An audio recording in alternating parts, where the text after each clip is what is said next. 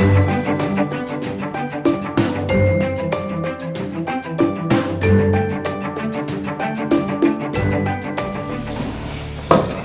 for right now, I want to go back to our last lecture and go back and emphasize this a little more. We were looking at how the pressure varied in a static fluid, and we said it doesn't vary in horizontal planes, which are X and Y planes here. One direction is X, one direction is Y. So the pressure doesn't vary in horizontal planes, but we found out that the pressure did vary in the vertical direction, which is the Z direction. So there was the equation that we derived in class last time. We're going to integrate that, assuming that it's an incompressible fluid, so gamma is constant, doesn't vary. So here's the setup, here's the integration. We're going to take our point 1, for instance, take point 1 here, and then take point 2 up there. So P2 minus P1 minus gamma Z2 minus Z1. Now, Z2 minus Z1, we're going to call that H. So Z2 minus Z1 equal H. Okay, I think that's all we need. So wherever you see a Z2 minus Z1, put an H in there. So P2 equal P1 minus gamma H. Grab that door out there, will you, for me? Close that, close it before it comes in. Okay, so I left P2 over here, I put P1 over here minus gamma, and that's H. So here's two pictures. Here's the free surface of liquid, air up there, or gas up there, called air. I'm going to call this point 1. I'm going to call this point 2. Now we know as we go down in the fluid that the pressure should go up. Okay. Look at what H is. H is Z2 minus Z1. Z2 minus Z1. H is negative.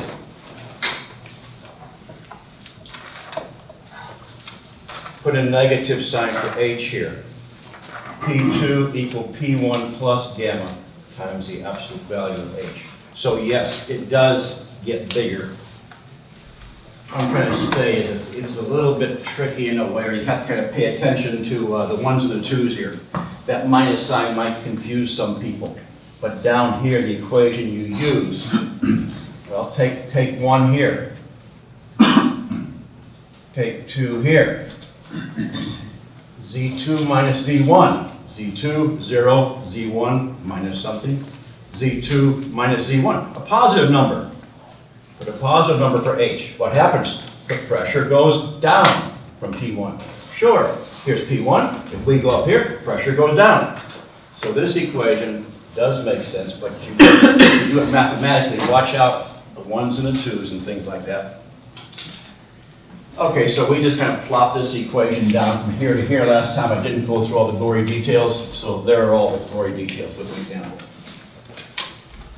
All right, now as I said last time, that pretty much is the first half of chapter 2. So now we're going to look at the second half of chapter 2, which is forces on submerged plane surfaces.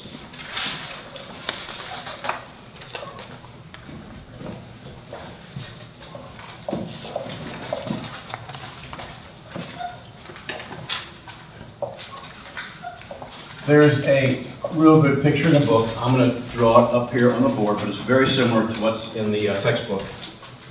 Again, here's some liquid with a free surface. We're going to call that point 0 coordinate system axis.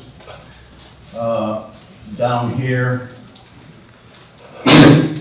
This is the surface. It's a submerged surface. And if you look at it from above, normal to the surface, look down on the surface from above, normal to the surface, it might have a shape something like this. Arbitrary shape, looking down from above. We call the x-axis into the blackboard, x normal to board.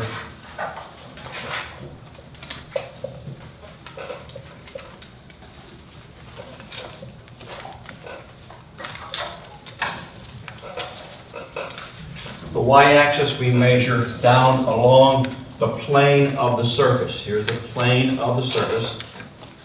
We measure y down this way, the incline. We call this angle here theta.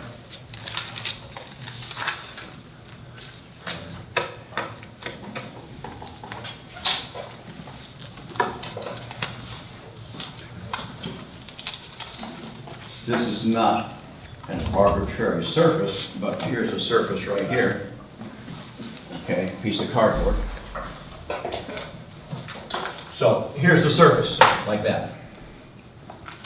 Look at it from above, normal to the surface. What do I see? I see a rectangle. So this is the edge view. This is a head-on view. The one picture here shows both of these. Okay, now, if we draw a line like this across here,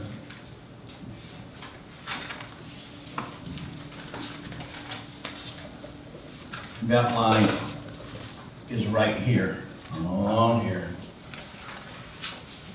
At that point, the pressure is everywhere the same between my two fingertips, because it's at the same depth down from the free surface. It comes down from the free surface to this point. I'll show you again on the paper.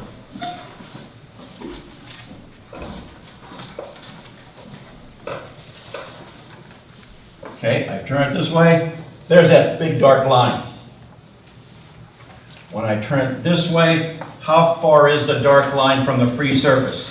From here down to here. No matter where I go, left side, right side, it's still the same depth from the free surface to that black line. So I know along that black line, the pressure is constant. That's the key, how you start out. The pressure is constant along that line. The pressure at the shaded strip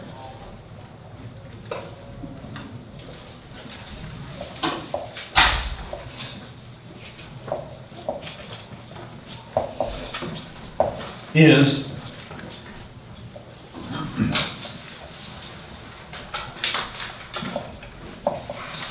now, here's the distance y from here, measured down to there. That's the distance y. It's on the incline. It's not the vertical distance, it's the incline distance. That's the pressure on that strip again. The differential force is pressure times area. So the differential force on that little strip, that very thin strip, is PdA, gamma, y, sine, theta, BA. Integrate over the area.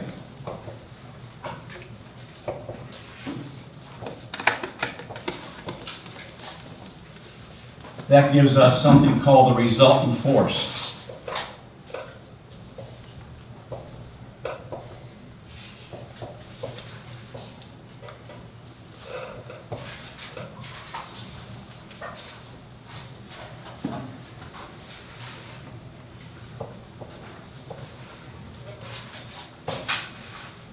There's a gamma in there. Y sine theta dA. Gamma comes outside, it's constant. Sine theta comes outside, it's a constant.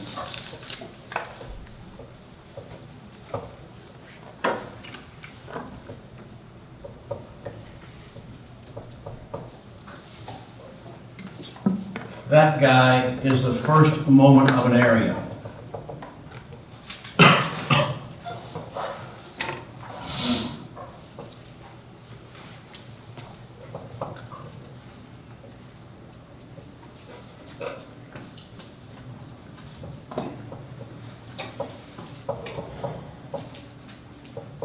With respect to the x-axis, the axis that goes into the blackboard. So YDA, first moment of the area with respect to the x-axis.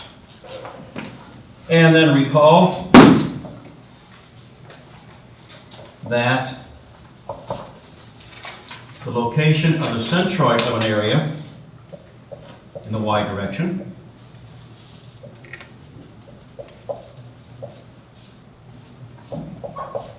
is that. So if I multiply and divide the right side of the equation by the area, what I'm going to get then is f sub r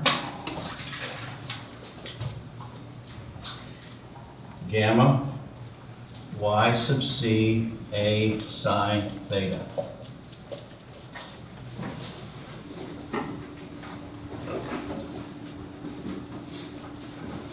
But then, now, what is y sub c?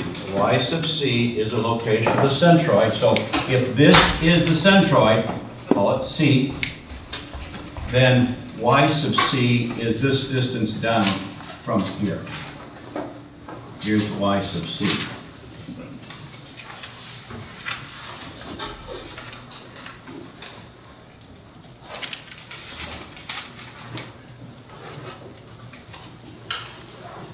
Okay, so y sub c sine theta. Here's a right triangle. Down to here, up to here, right triangle. The sine is the distance from here up to here. We call that h sub c. H being the vertical distance. So f sub r is then gamma h sub c a.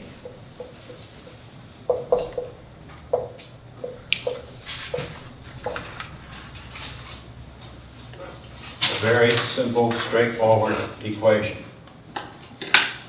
Gamma, specific weight of the fluid. H sub c, the vertical distance down from the free surface to the centroid of the inclined plane surface.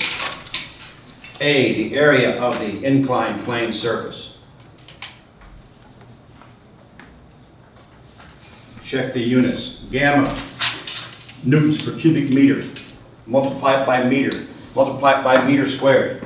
You get newtons. Okay, let's write units. Force in newtons. Question. Uh-huh. That's the force over the entire area. You got it. Because, here it is, we integrated over the entire area. Okay, so that's the first thing. How do we find the resultant force on a submerged plane surface? All right, now, of course, it's like in statics. You got some loading diagram, you want to know what's the equivalent force, number one. Number two is where does it act? That's important. So now, where does this force act?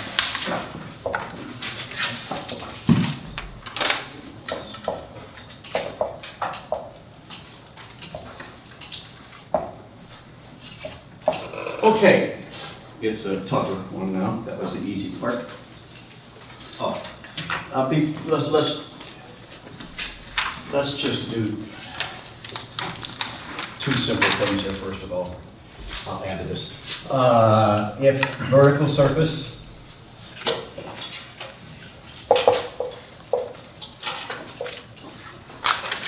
look at the picture. If it's vertical, y is equal to h. the angle theta is 90 degrees.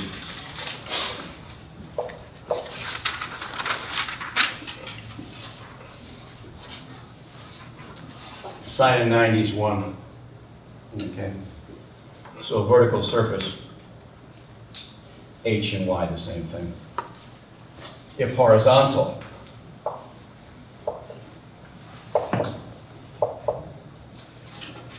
gotta be careful here. Theta is 0 degrees. Horizontal. Here's theta, 0 degrees. Put a 0 in there. The resultant force on the bottom of the swimming pool is sine of 0? 0? I don't think so. No, you can't do that. You can't do it that way. Okay, you take this guy up here, and h then is the distance down to the horizontal surface. So F sub r gamma HA, where here's the free surface. Here's the horizontal surface, and this is h. Because the pressure is constant along the whole bottom of that surface. The pressure is constant.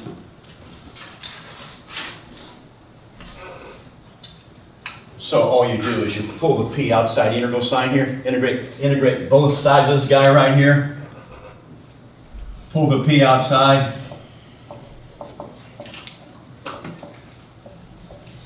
What's this equal to? P times A. So if you want to, what can you do here? You just say P times A. The pressure at the bottom times A. The pressure is gamma times H. So that's how you tackle a horizontal surface. So now you've got what you do for a vertical surface, a horizontal surface, and an inclined surface. Okay. A restriction, incompressible, and it's plane surface. It's not a curved surface, it's a plane surface. Okay, back to the other question now. Where does it act? Okay. This is from statics. Some moments about point O.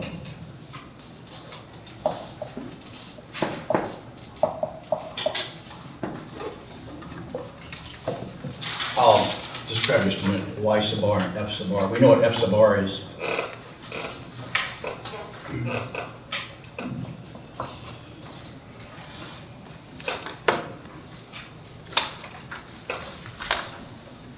Y sub r is the distance from point O down to where the resultant force acts. And by the way, the resultant force acts normal to the surface.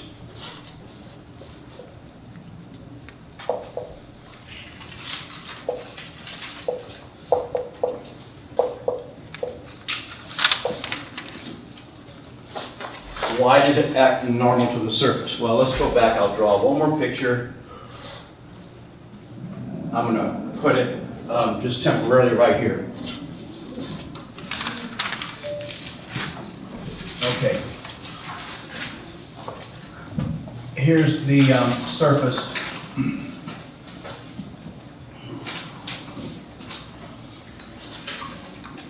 This is the surface. At this point where my black marking pen is, the pressure is 0 gauge. 0 gauge. The pressure increases linearly as we go down along the surface. Increases linearly. Why? Well, I just showed you that the delta P equal gamma delta Z. Linear. So as you go down, the pressure increases linear. How does pressure act on the surface? Well, here's the rule. Pressure is a normal stress. Therefore, the pressure force acts normal. Okay. So all these pressure arrows act like this. That's the pressure force. So which way would you think the resultant force would act? Well, it's pretty clear from that the resultant force acts normal to the surface. Okay. So the resultant force acts normal to the surface. There it is over there. I don't know where yet. We'll find that out right here. So, Static says, if I add the moment of all these little individual forces about 0.0, then that should be equivalent to the resultant force multiplied by the distance to where it acts. The resultant force might act where my fingertip is. Take the moment about that. The moment is the y distance times the force. These guys are all normal. That's the definition of a moment. Okay. Now, let's replace the force with pressure. So integral y and pressure, force is P dA. Carry out one step more. Replace the pressure in there. Integral y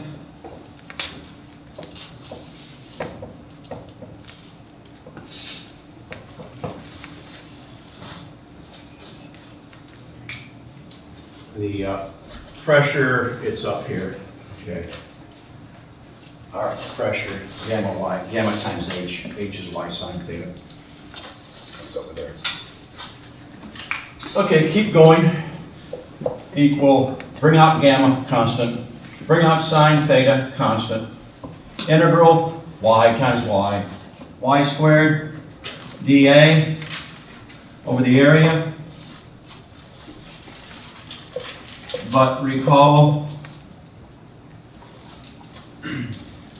moment of inertia about x-axis, defined as integral y squared dA. So that's the second moment of inertia. This guy's the first moment of inertia, y dA. This guy's the second moment, y squared dA. Okay, here he is right here. I see that guy in there. Okay? So I'm going to put him in there. But also, we recall that the moment of inertia about any x-axis, moment of inertia about the x-axis of the centroid, plus a y sub c squared. Transfer axis theorem.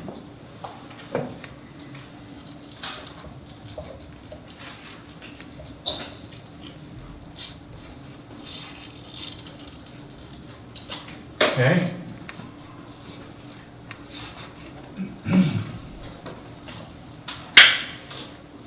Now, put all that stuff in there. So, y sub r, f sub r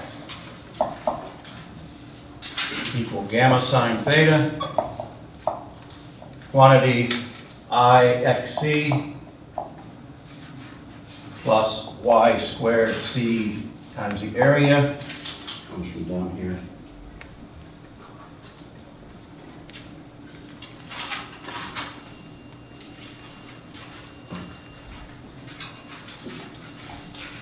And let's see, I think then we're going to recall that f sub r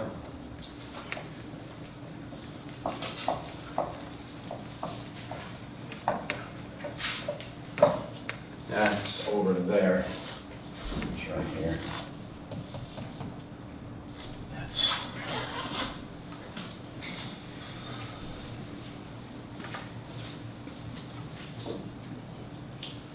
so our y sub r, now where do you see f sub r? See f sub r there? Put that guy in. Gamma, gamma, cancels. Sine theta, cancels. Gone. So y sub r equal y sub c plus I sub xc divided by yc times a.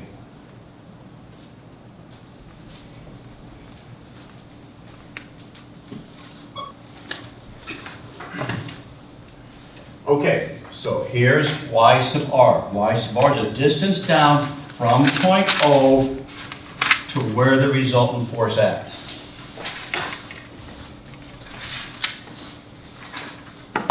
I sub xc, look at it right here. Second moment here is always positive. Why? Because it's a square, y squared, always positive. Area is always positive. Therefore, I sub x is always positive. Y sub c is always positive. The area is always positive. Conclusion. Y sub r is y sub c always plus a little bit more. Always plus a little bit more. Which means if this is where y sub c is to the centroid of the area, where the resultant force X is a little bit more, down here, that's where F sub r acts. Big conclusion.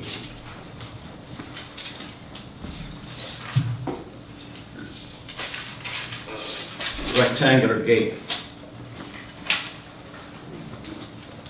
Here it is, edge view.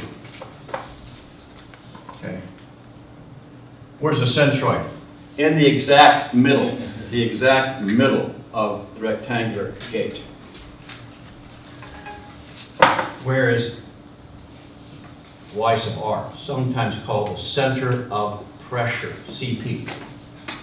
Down further. Yep, there it is. So here's the inclined surface now. The water's up there at the ceiling. If you measure down from the ceiling on this plane, that's the distance down to the centroid. And add a little bit more, and that's the distance to the center of pressure. So this is sometimes called the center of pressure.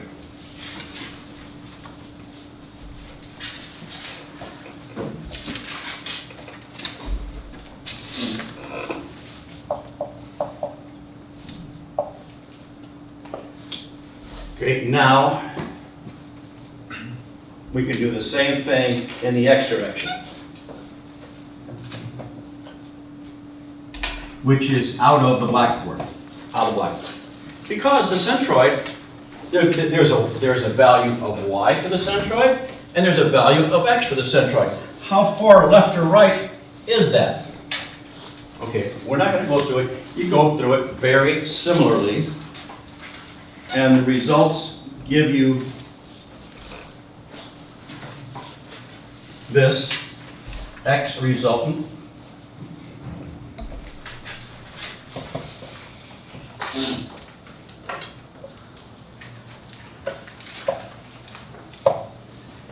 equal x sub c plus I sub xy, product of inertia about the centroid, divided by y sub c times a.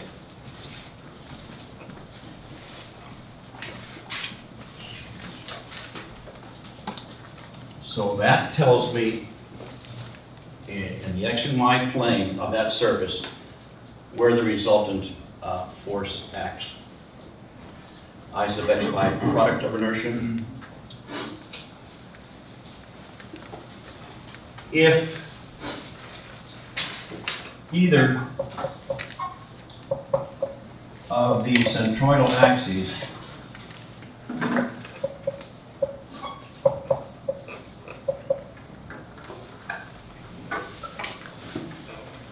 are an axis of symmetry,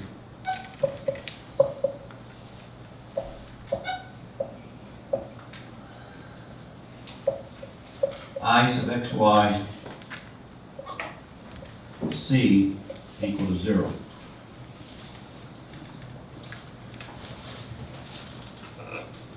And xr equal xc.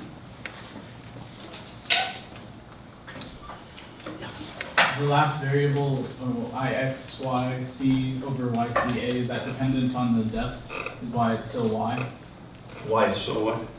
Well, I was curious because xr equals xc. I was wondering why it wasn't x. Yeah. These guys are both y's. That guy's an x. He's a y.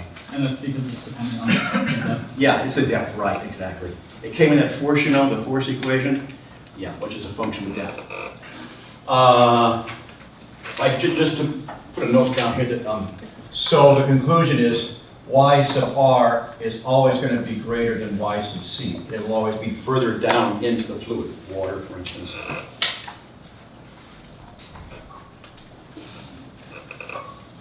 And in the textbook,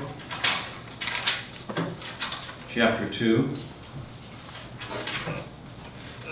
figure 218, they give you all the I sub xc's, they give you all the I sub xyc's. Here they are, for all kinds of shapes. Okay. Just so you,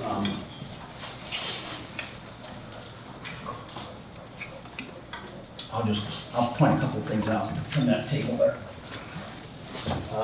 Figure 218. Geometric properties, figure 218.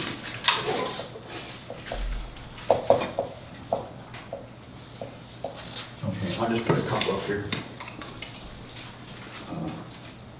Rectangular.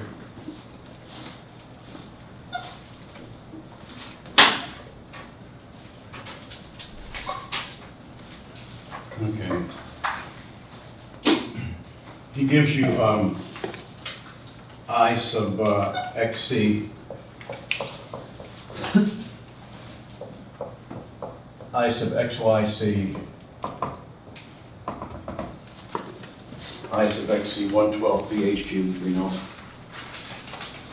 So if you want to find y sub r, that's what goes in there. You want to find x sub r, that's what goes in there. A zero.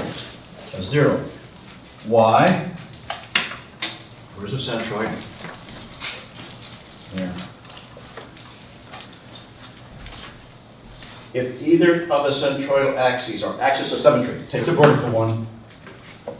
Is that vertical line an axis of symmetry? Of course it is. Fold it over, perfect fit. Is that axis an axis of symmetry? Of course it is. Fold it over. Perfect fit. Okay. That's what it means by this comment. Take another one.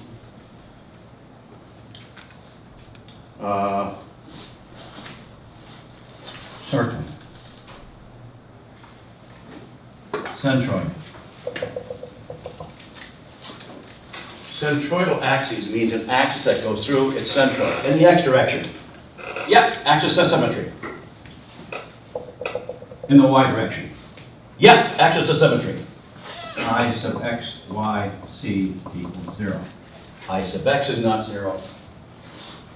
Given right there. I sub x. Pi r to the fourth divided by 4.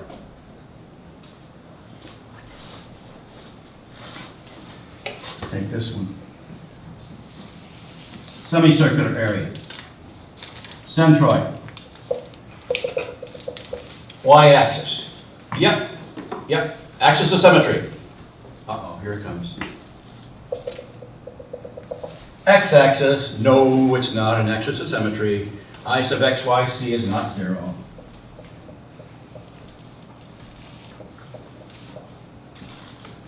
It's got a value here, okay? It's got a value. I sub x. Oh, yeah, I'm sorry. Is 0. I'll get one that's not either one in a minute, but that's not set. That's okay. See the word either? Yeah. Okay. Now let's take this one. Jump ahead of myself. Centroid. Axis of symmetry? No. Centroid. Axis of symmetry? Nope. Now, neither are axis of symmetry. It's not 0. It's given right there. It's a long expression, but it's in table, or figure 218. Okay, so that's what it means. Over here, the answer is no, no. The x-axis, axis of symmetry, no. Y-axis, no. For that one right there, there would be a shift from the centroid. The center of pressure might be over here somewhere. There. It's an x shift and a y shift, because these two moments of inertia are not 0 in that case. Okay, big long story, but just so you know how to read that and do that way. Okay. Now, let's see. Oh, I erased a figure I wanted to just show you real quick. Let's,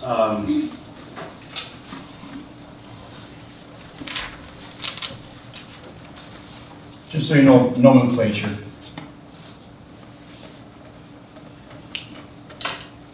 This guy, here's the pressure distribution. This guy is called a pressure prism.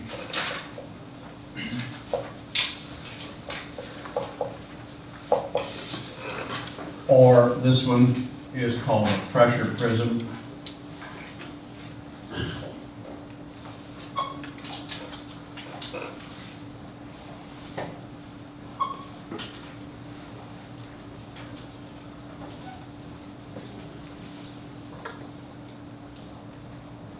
This is a prism here, the shape of it.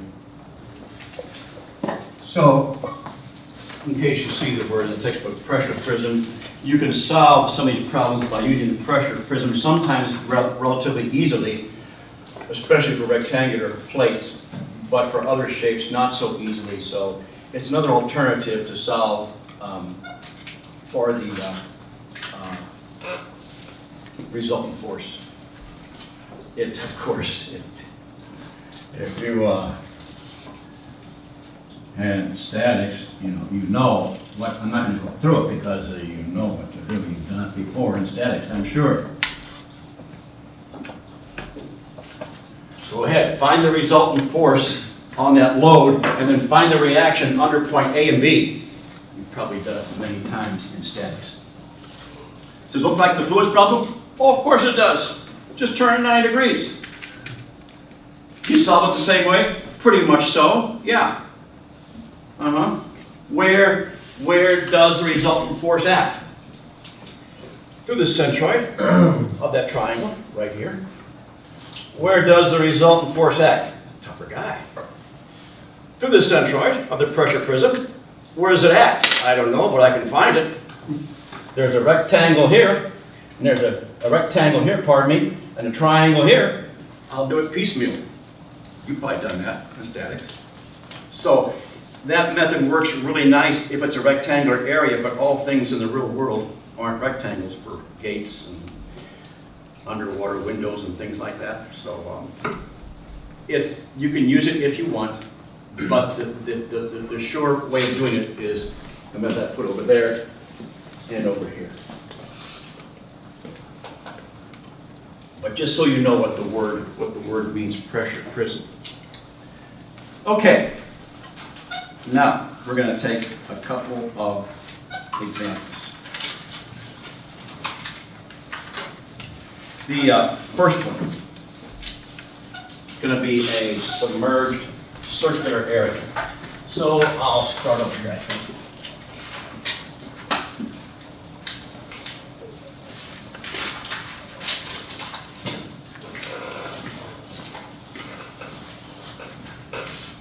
Okay.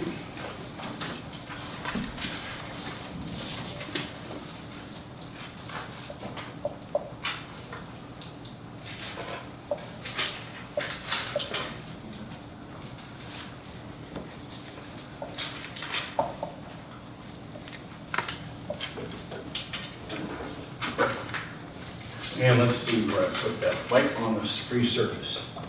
So here's the free surface.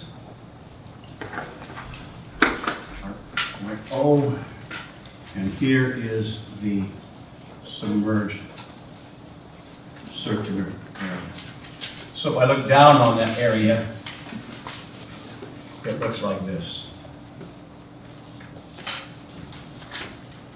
The radius is R.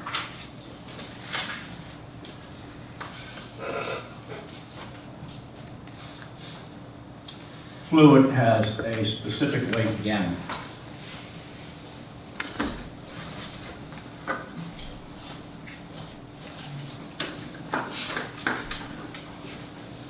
There it is. It could be a window in some submerged vessel. Okay. There it is like that. It's touching the top call it water, touching the top of the water like that. Inclined at an angle theta. That's theta up there.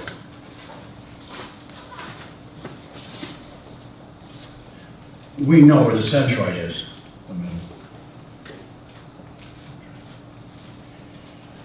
Okay, I want to find the resultant force, and then I want to find where it acts on the surface. By the way, if you want to play the same game before, you would draw a big, heavy dark line. That would be your little differential area, dA. That's differential area, dA.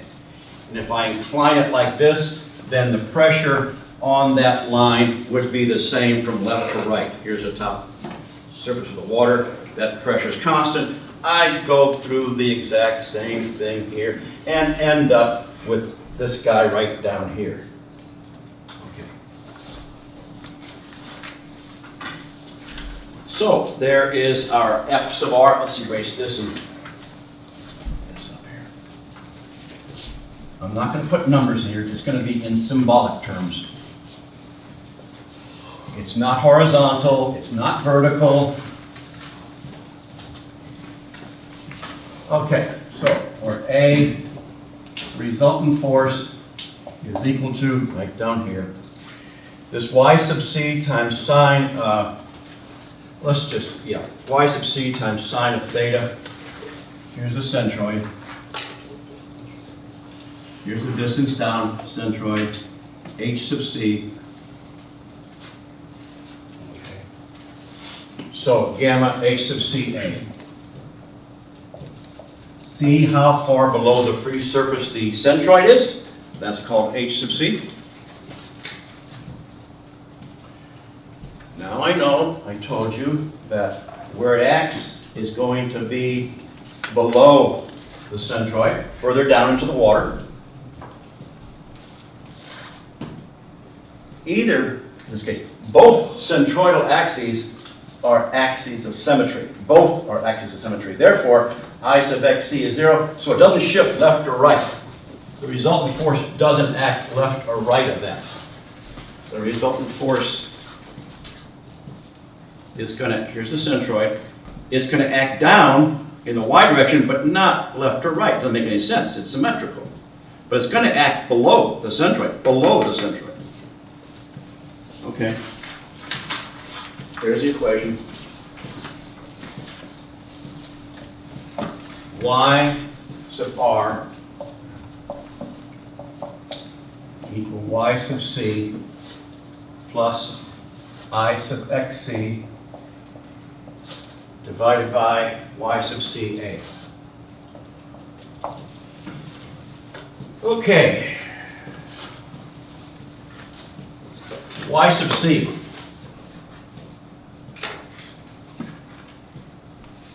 There. Interesting. Y sub c looks like it's just the radius. Yeah, it is. Y sub r equal the radius plus the radius area pi r squared.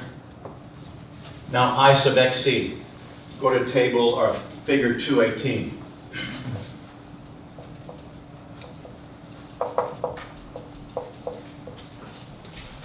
Pi r the fourth over 4.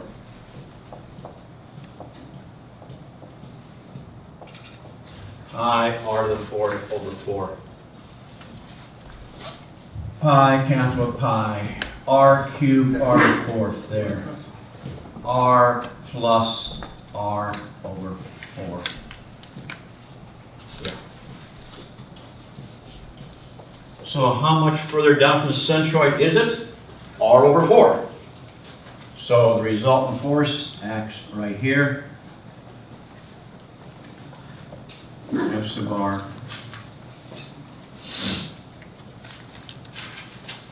Y sub r. So that's what somebody can ask you. Number 1, what is the force on the surface? Number 2, where does this force act on the surface? And of course you know that it's perpendicular or normal to the surface. Okay.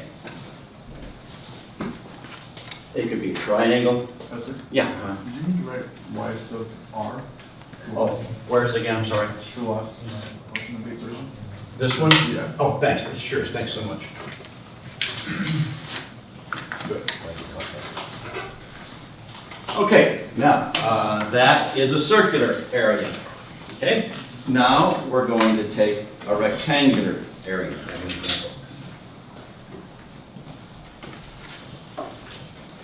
So let's look at that. I think I'll start that over here. Yeah.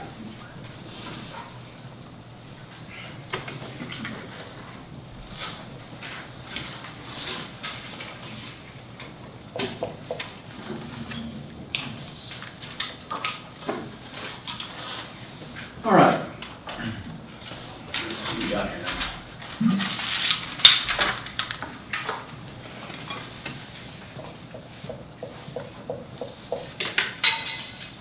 Okay, we've got our fluid up here.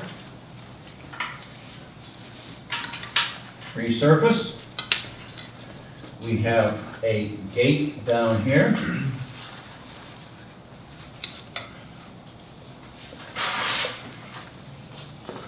It's got a hinge right here.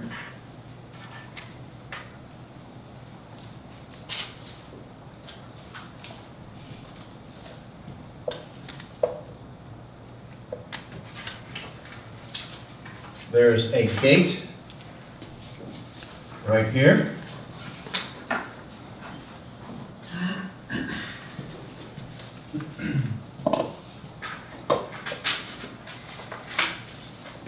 And we're given the following. This distance from here to here is called H1. And the distance from here to the bottom is called H2. This is the angle theta. So for this problem, theta is 45 degrees.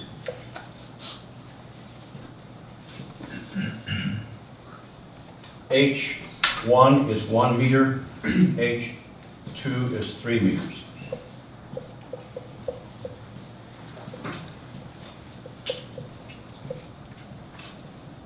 It's 1 meter into the board. So we'll put down rectangular gate, just so we know it's rectangular shape. 1 meter into the board.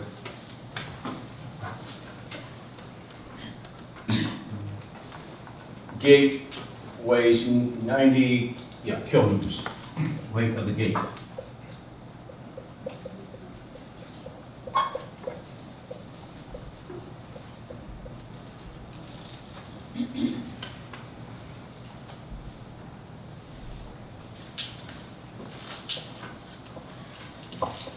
Will the gate stay in place?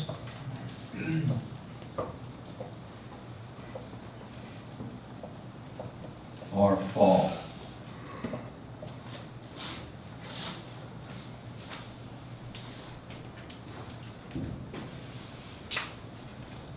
Okay. On the other side of the gate is the atmosphere here. Up here, atmosphere. Right here, water.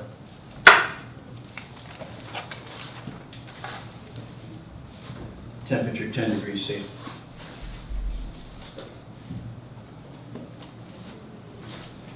Okay.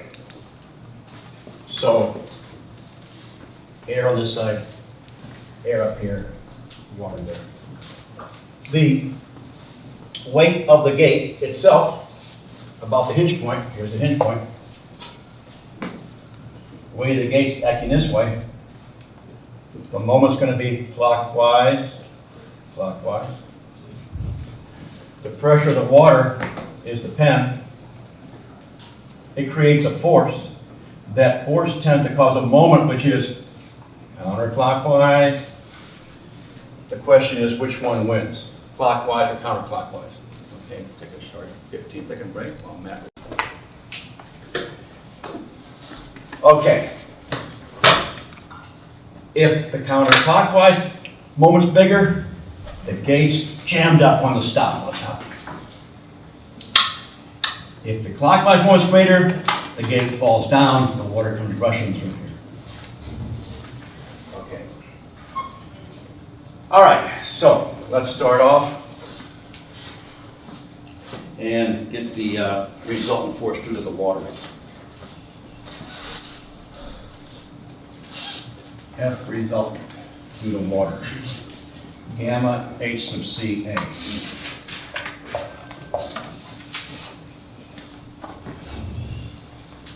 Okay, back of the book. Underwater, 10 degrees C. Or inside front cover, either one, it's in both places. Inside front cover, back of the book, in the appendix.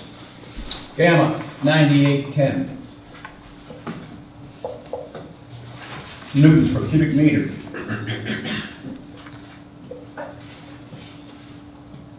The distance down to the centroid. H1 is 1, H2 is 3. Where's the centroid? Right in the exact center. 1 plus half of 3. H sub C, 1 plus 1.5, 2.5. Area of the gate. Gotta do sign. 1 into the paper. Hypotenuse 3 times square root 2. 3, it's 45-degree, luckily, so that's fine. Okay, the resultant force due to the water, 104,051 newtons. 104.1 kilonewtons. Okay, and of course, that force is acting up here. Not through the centroid, through the centroid plus a little bit. How much little bit? Right where my fingertip is. Okay, so y sub r, y sub c, I sub xc, y sub ca. Okay. Let's get down the y sub c.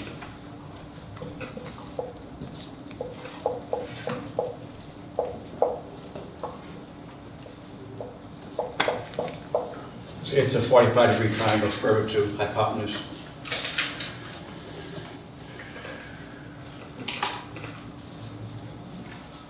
I sub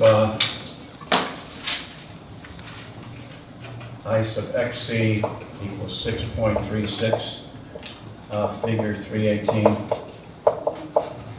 figure, yes, 218. So y sub r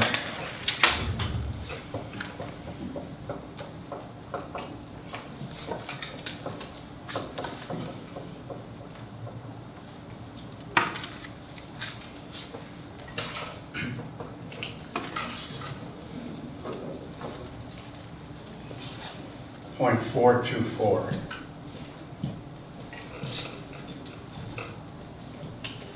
Okay, let's make a diagram of this thing now with the forces on it. The weight acts vertically down, so here's the gate. The weight acts vertically down through the centroid. The resultant force acts this way.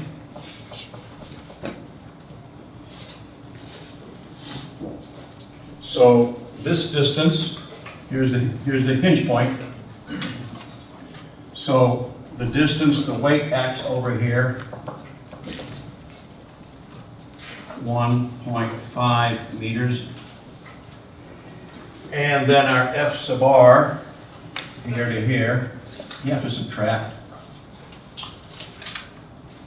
4 square root 2 minus 3.96. 1.70. So we take the distance, 1.5 meters, times the weight, 104, wait, 90 kilonewtons. Some moments about 0.0 equals 0.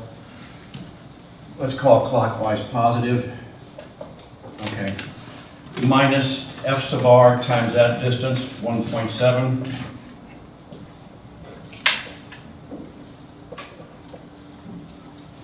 And I get minus 41.8.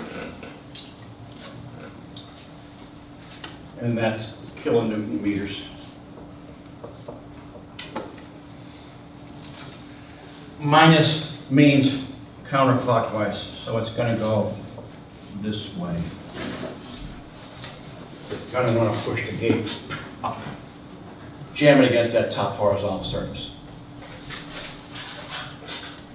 Stays in place.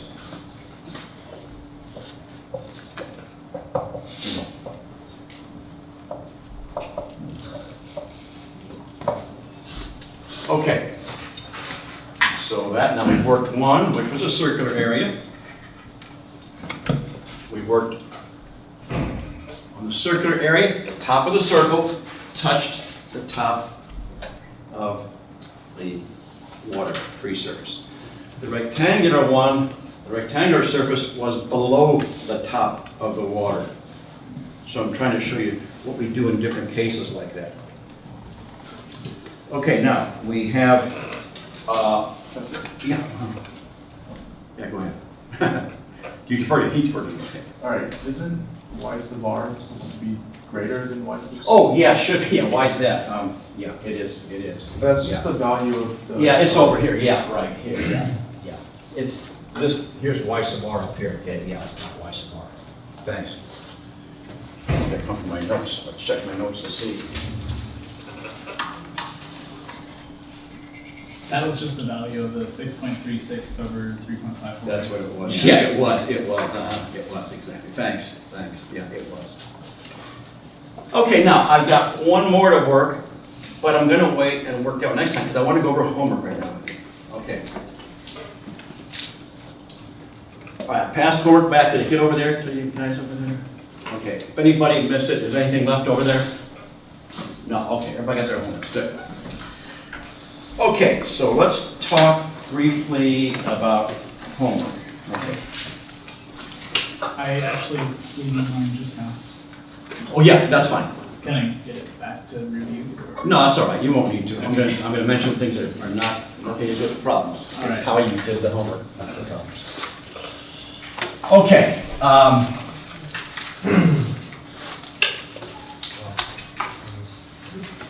These are things that help me when I'm grading your homework. Number one, use one side of the paper.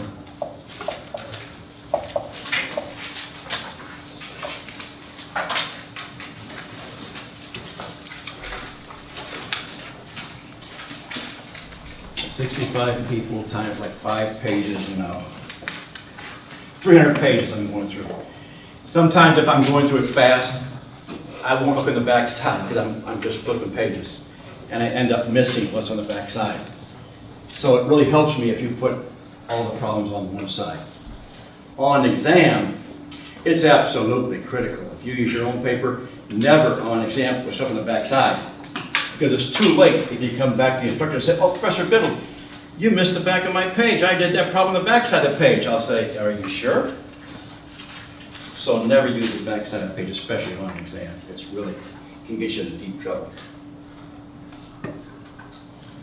Obviously, everybody pretty much is using engineering green and white line. Fantastic. Okay, everybody, almost, staple it together. We tell our freshmen in the freshman class, if you've got some paper, let's see, give me a couple of class sheets, just 2 sheets of paper there. Thanks.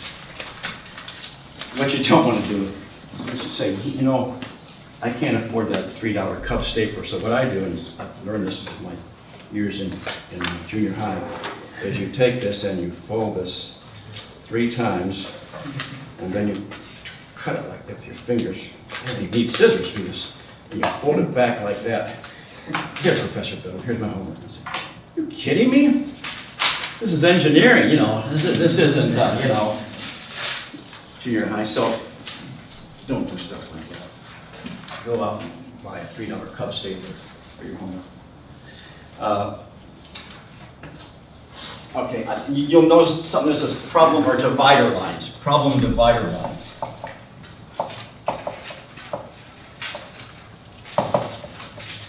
So if I see a homework page and it's got problem 136 and all kinds of stuff, and 141 and all kinds of stuff, and 172. Sometimes I don't pick up those problem numbers because the whole page is full of calculations with numbers. So in order to help my life, it really helps me if you just do this so I know one problem stops and one problem starts. That really helps. So that's called problem divider line. Okay, most people do this. First of all, they put down what's given. Then they write out the equations.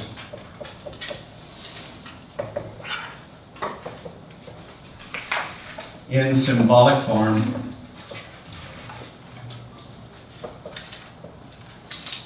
Then put in numbers and units.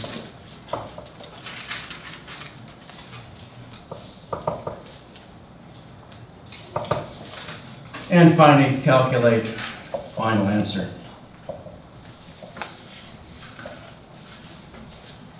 That really helps me and it helps you. On the top of the page,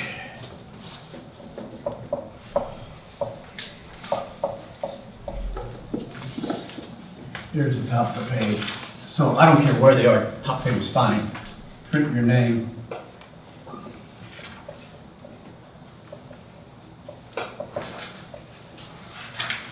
And then you have ME 100, ME 3, 11.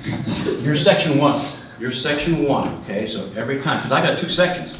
If I drop all the homework, I got to reconstruct, you know, Humpty Dumpty. It helps me if I have a section number on there. So section 01, and then homework set number 1. It's okay if you want to do homework set number 1, chapter 1, fine. Don't just say chapter 1, because there's going to be multiple homework sets on some chapters. Chapter 5 has like 3 homework sets on it. So if you come to me at the end of the quarter and say, Professor Biddle, are my homework grades right in your grade book? And I'll say, well, you're missing set number 5. Do you have it with you? So, well, I didn't number them that way. I numbered them by problems. No. Help me help you by putting a homework set number. So I'll say, where's set 9? Say, right here. Oh yeah, I did check that. I'm sorry. So that'll help me and you if there's a grade problem with your homework later on. Okay, final thing. Let's just take as an example problem 148. By the way, why does this stuff help? Oh, it helps dramatically. Number 1, the main reason why it helps, I don't want to just make work stuff, but I'm trying to help you get ready for exams and especially the final. Because for the final, when you're trying to get ready for the final,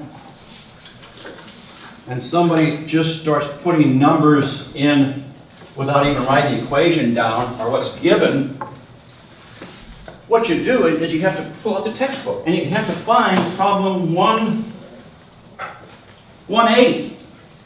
If you put it on here, do you save time studying for a final? Why, I'll say you do.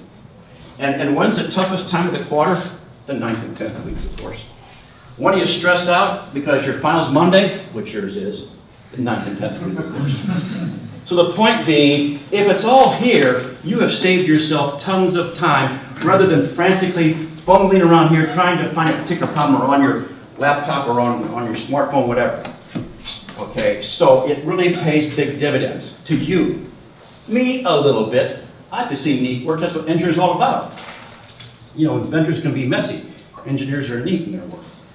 So yeah, it helps you study for midterms, but especially 8 weeks from now, which is final exam time. Okay, problem 148. I'm just gonna go through one and show you what I mean by that. You say, okay, I'm gonna assume an ideal gas.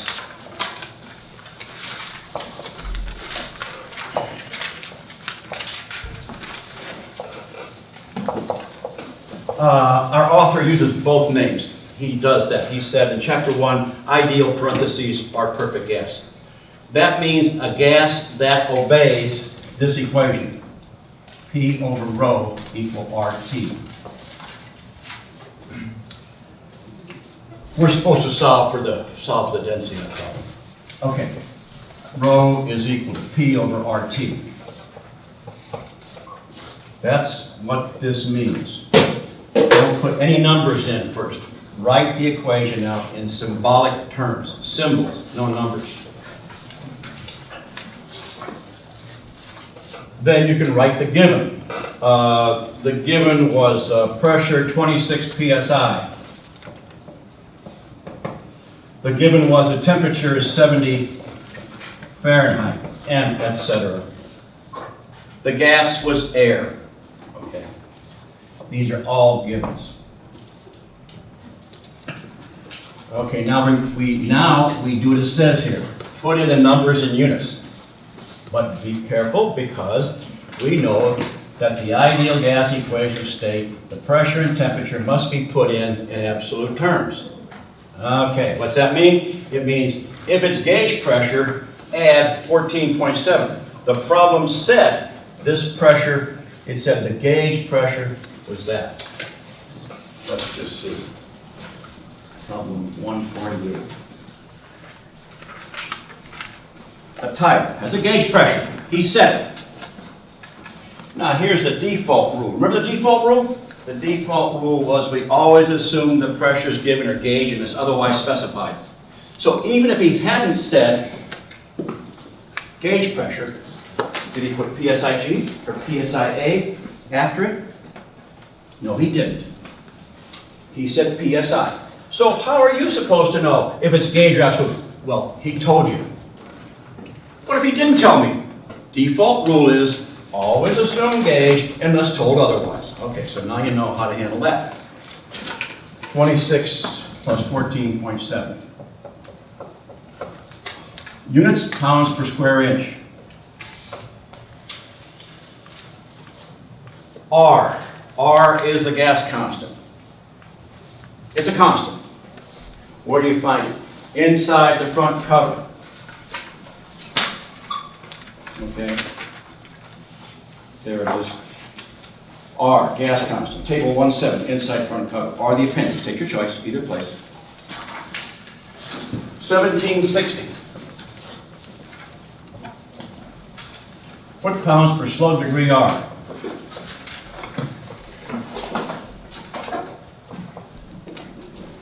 Times the temperature must be absolute. You know the rule. If it's degrees C, add 273 to get degrees K. If it's degrees F, add 460 to get degrees K. Degree R, pardon.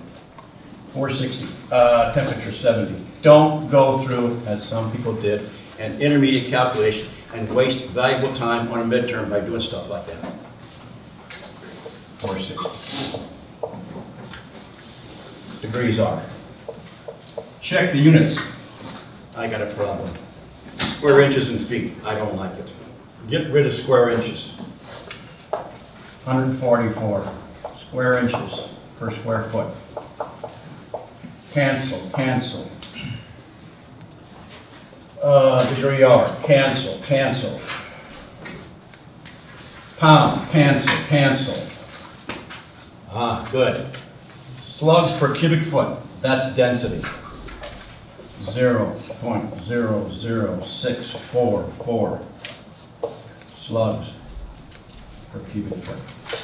When you're done, either double underline the answer, or box it in, or put a big arrow to it. one of the three methods, so I know, looking at stuff quickly, where the answer is on the page. Emphasize the answer. So that's what you want to do in a typical calculation. Put these numbers here to start. You don't need to write the whole problem out. It's up to you, but at least put the numbers what's given. Write out the equation and make sure it's in symbolic terms. Then put the numbers in with the units, cross the units out to prove to me that you know how to get that answer right there. Without the units on there, I don't really maybe trust what you're doing until I see how you actually did it. Cancel out degrees or cancel out commas, things like that.